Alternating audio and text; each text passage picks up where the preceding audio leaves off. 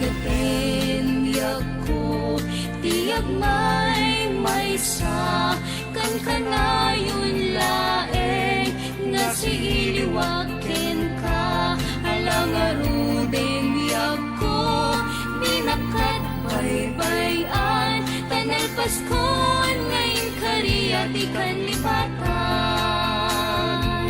maasikab yaku kiti pangagta uli lang to'y pusok tagin murangi ayat init ulan jay nga to isudat saksita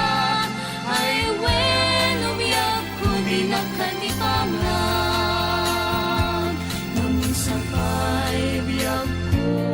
nga nairite pa nagparang nga dagos taladawang kanyak ibukbuk mo nga ruden titironi ayat tananamet naminsan pa'y disanggit ni ayat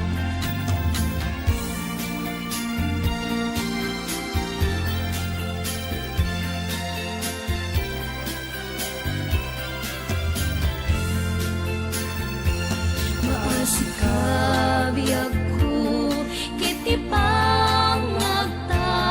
uli lang to'y pusok tagimura ni ayat init mulan jay nga to